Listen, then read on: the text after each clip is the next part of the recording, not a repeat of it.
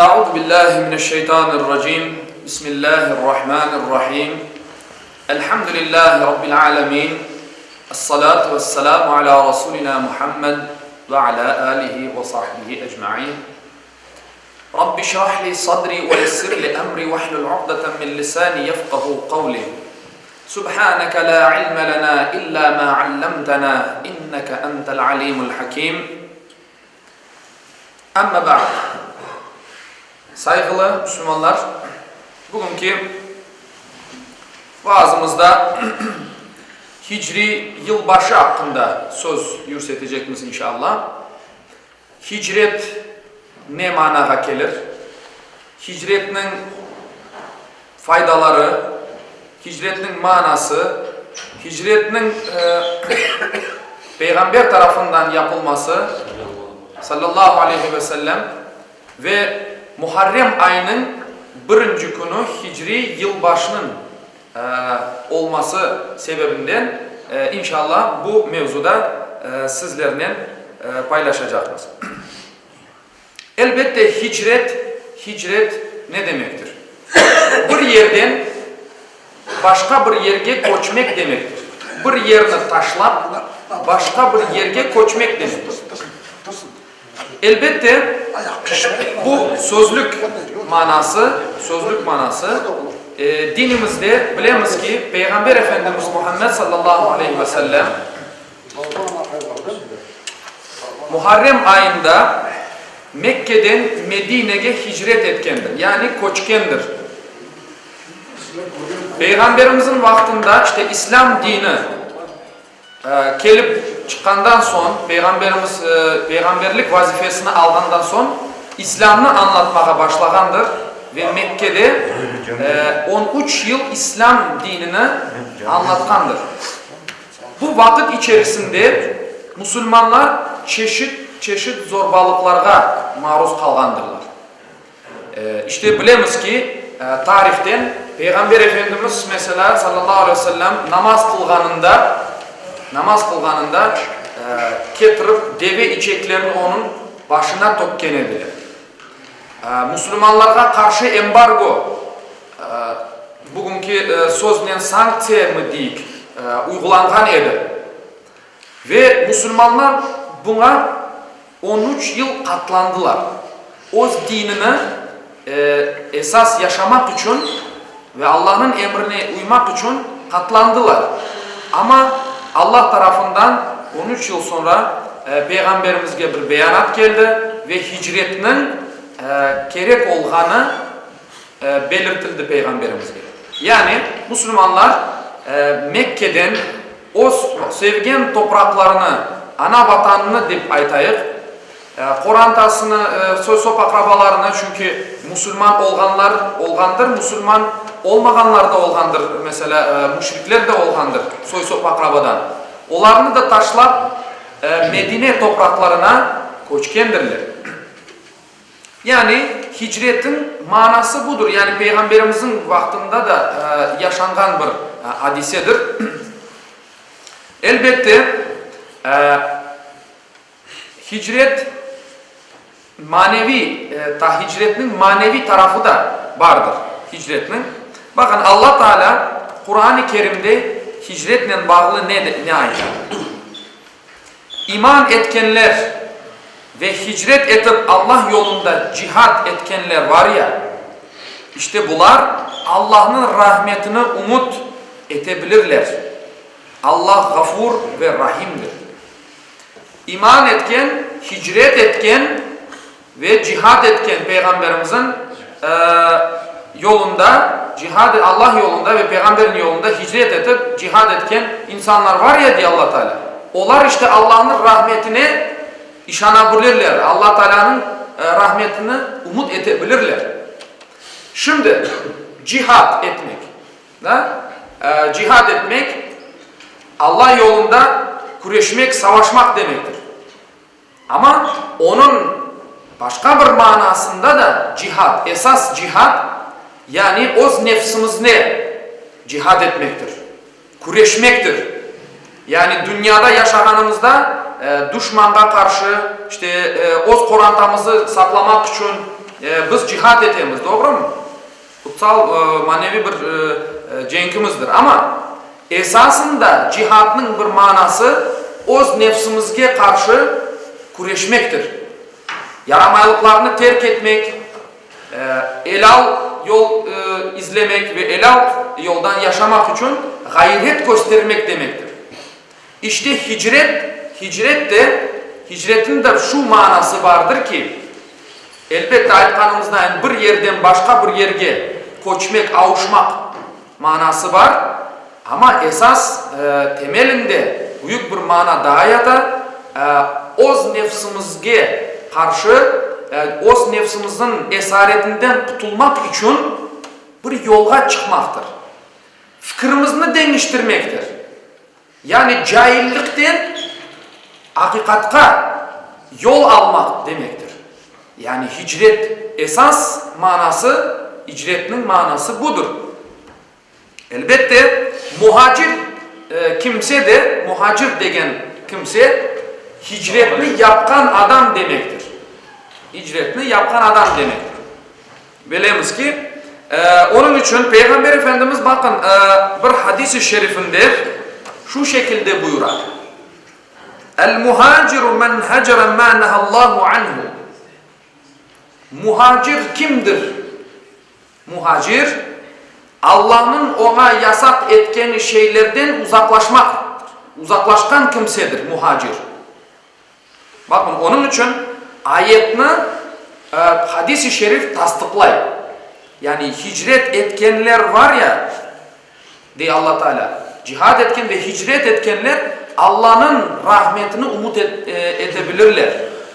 Yani bizler manevi dünyamızda değil de maddi dünyaya bağlanmayıp manevi dünyaya yol alsa Allah yolunda hicret etken olur musun? Yani hicretinin esas temel manaları bunlardır. Elbette zor anlarda Peygamberimiz katlangandır, yaşagandırlar Müslümanlar ama hicretini en sonunda yapmaktan mecbur kaldılar. Elbette hicri takvim olarak bizler Müslümanlar olup hicri takvimge göre bayramlarımızı da kaydetemiz. Kurban ve Ramazan bayramlarımızda mesela birinci Muharrem ayının birinci günü hicri yılbaşıdır. Hicri yani hesap Peygamberimizin Mekke'den Medine'ye koçken günden başlap bugüne kadar geldi. Yani yapılan. O da Hazreti Ömer radıyallahu anh halife olgan devrinde hicretin 16. yılında temel esas olup kabul edilgendir. Hazreti Ömer şurasını toplagandır ve böyle insanların fikrini alıp elbette bu konuda bir başlangıç yapayıq, bir tarih yapayıq, bizim de takvimimiz olsun deyip şu şekilde kabul edilgendir bu karar. Muharrem ayı başka dinlerde de var. Muharrem ayının emniyeti Hristiyanlarda ve Yahudilerde de emniyet taşı. Hazreti Nuh Aleyhisselam'ın vaktinden başlayıp İbrahim Aleyhisselam vaktinde ve İsmail Aleyhisselam devamında peygamberlikleri devamında olup kelgendir. Yani bizler de Müslümanlar olup bilemiz ki Muharrem ayının haram kılıngan yani günah işlenmegen cenk yapılmagan bir ay Muharrem ayı manası da budur ve hürmetke layık olgan bir ay demektir Muharrem ayı. Birinci günde hicri yılbaşı kaydetili. Aslında elbette bizler Müslüman olup oz hicri Novi God'umuzni aytayıq böyle yılbaşımızını bilmek gerekmiz. Elbette hicri takvimi miladi takvimge bir kelmegeni için 10 gün er yıl arka kaytkanı için biz onun tarihini pek böyle takip edip olmayız. O gayet doğal bir şeydir. endi insanlar onu şey etmeyebilir. Çünkü biz yaşayımız Gregorianski miladi takvimde göre mesela 354 veya 355 gün Hicri takvim. Hicri takvimde 354 veya 355 gün olan. Ama miladi takvimde 365 gün. Doğru mu? Onun için bu farklılıklar var ve buna esaslanıp bizler aytamiz 10 gün artına kayta. Bayramlarımız da onun için her yıl artqa kaytmaktadır 10 günge. Yani hicret İslam dünyasında yanı bir sayfa açkandır. Yanı bir sayfa açkandır. Çünkü Müslümanlar Allah'ın dinini yaşamak için özlerine bir şeriat yaratkanlar.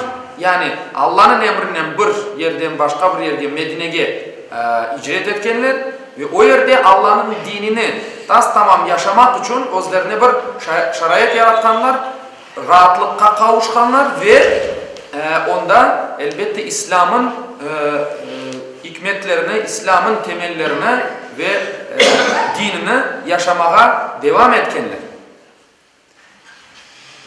Muharrem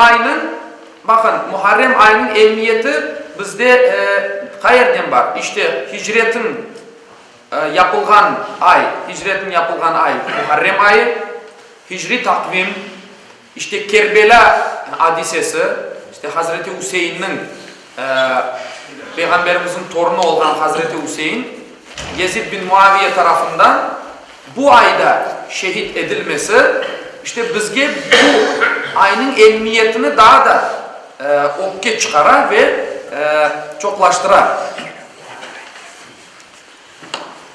Bakın Allah Teala bizlerge hep Allah'ın dinine, Allah'ın emrine ve yasaklarına göre yaşamakını emir etmektedir. Bizler de iç dünyamızını işte hicretin manevi tarafını bizler elge aldık ve ona laf etemiz. Günahlardan arınmak, günahlarını terk etmek, Allah'a yaklaşmak bizim esas hicretimiz budur. Çünkü pek kıyın bir devirde yaşayın bütün Müslümanlar. Bizler için de aslında bizim halkımız için bugün de hicret pek mühimdir. Ne manada? Özümüzge yanı toprak kıdırmak manasında değil. Yani topraklar kıdırmak, bundan bu topraklarını terk edip başka yerde yaşamak manasında değil.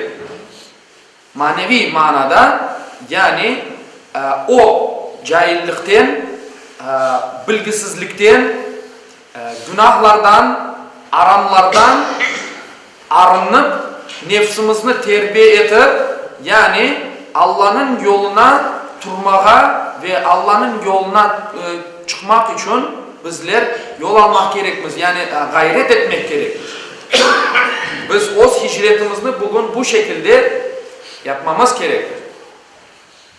Yani o zaman Allah'ın Kur'an-ı Kerim'de aytkan işte o mağfiret, bağışlau'nu Allah'tan umut edebiliriz. Elbette. Peygamberimizin vaktinde hicret esnasında elbette bu bir hadistir. İnnemel a'malu bin niyet.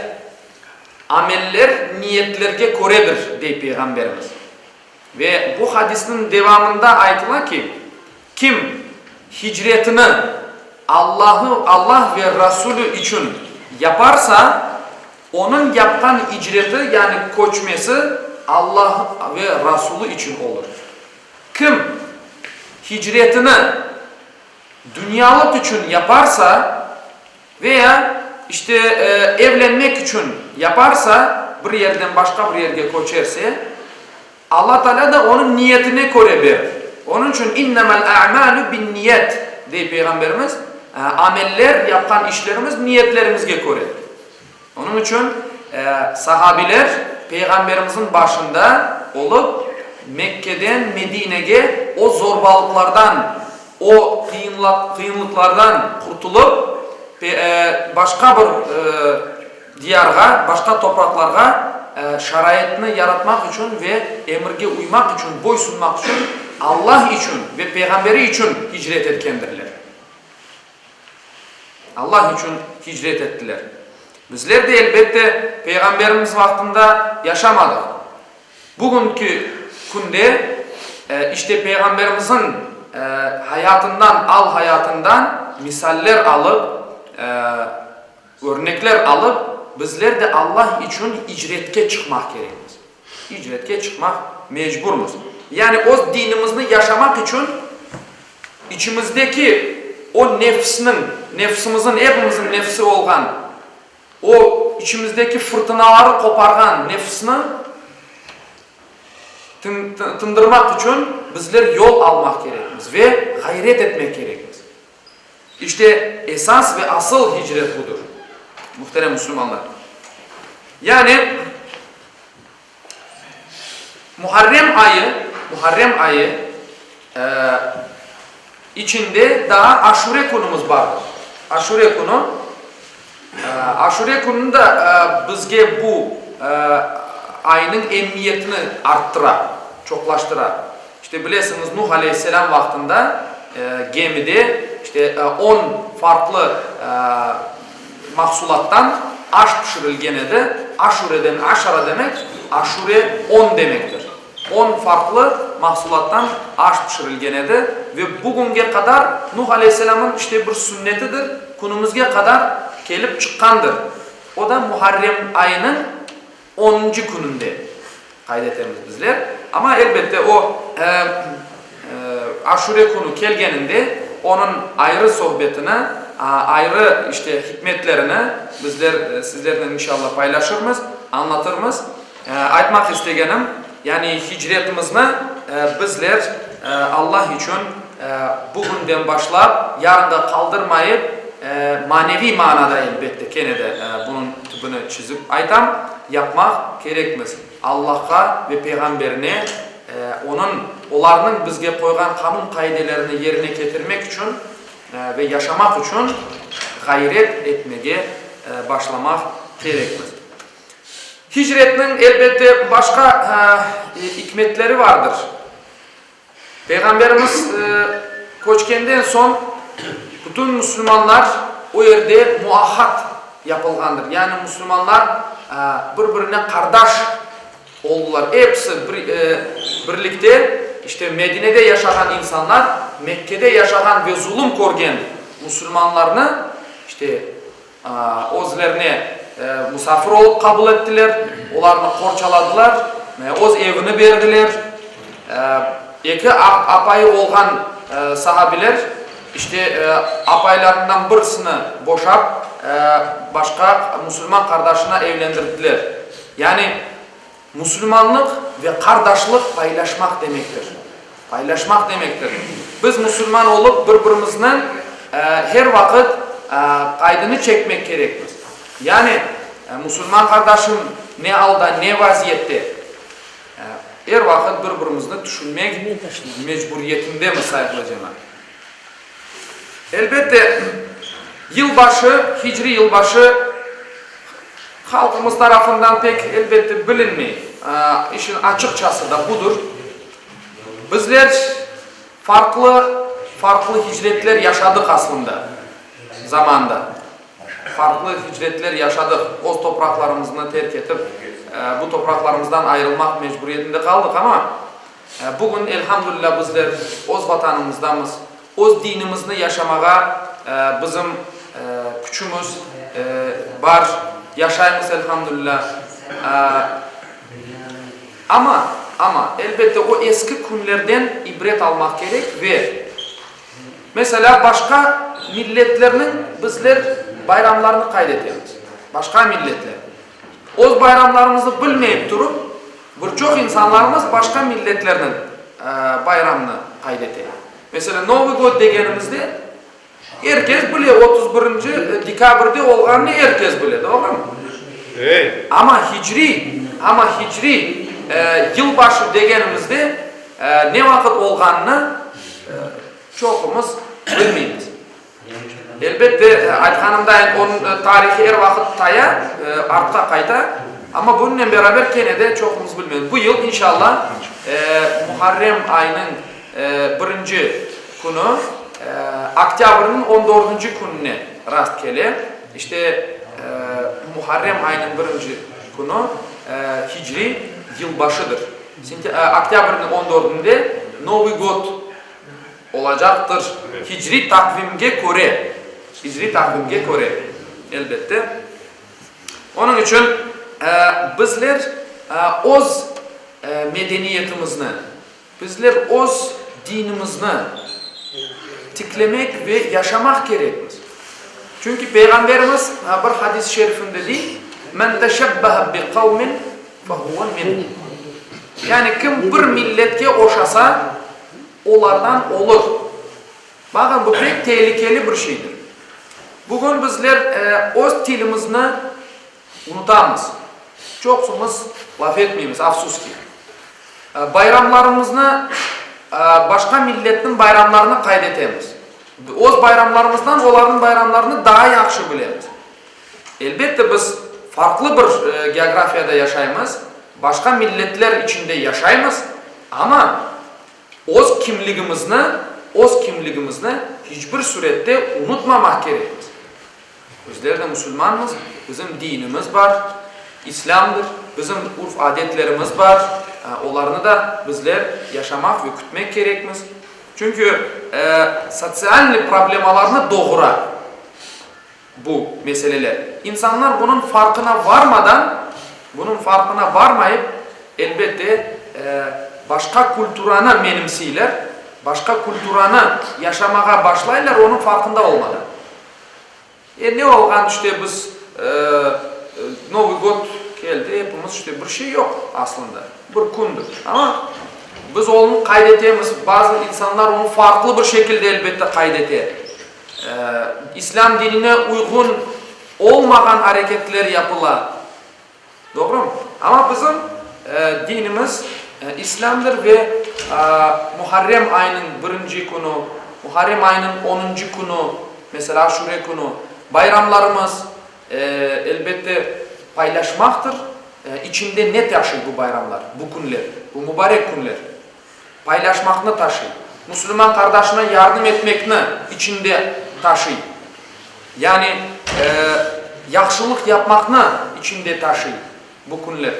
Onun için bizler aslımızga kaytmak gerekir. Aslımızga kaytayık. Çünkü Allah'tan her türlü bela kelgende bizler son niçin bu bela bizim başımıza geldi deyip aytmayın.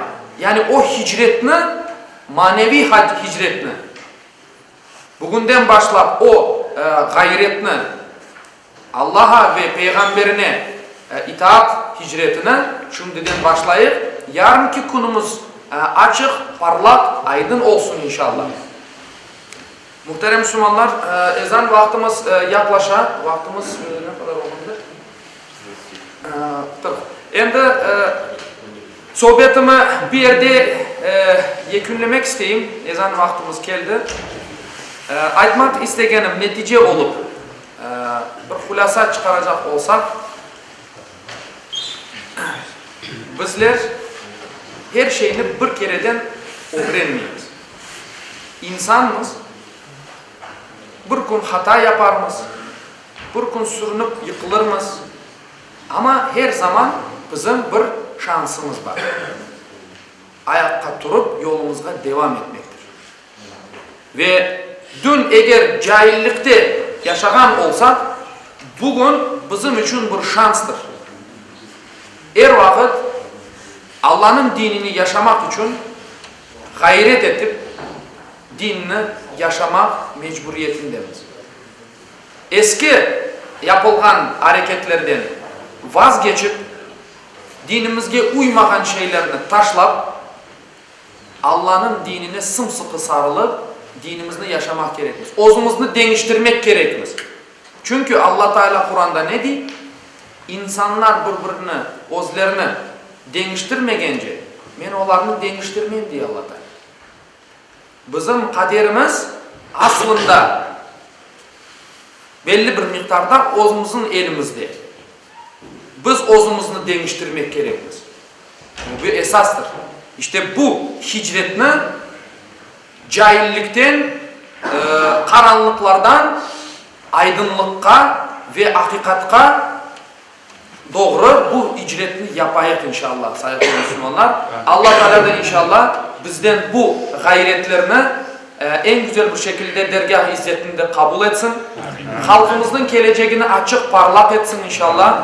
Ve hepimizni Allah'ın dinine sarılgan ve emirlerini yerine getirmeye gayret etken ve layık olgan kullarından cümlemiz eylesin. Subhane rabbike rabbil izzeti amma yasifun ve selamun alel murselin ve alihim velhamdülillahi rabbil alemin. Lillahi teala'l Fatiha.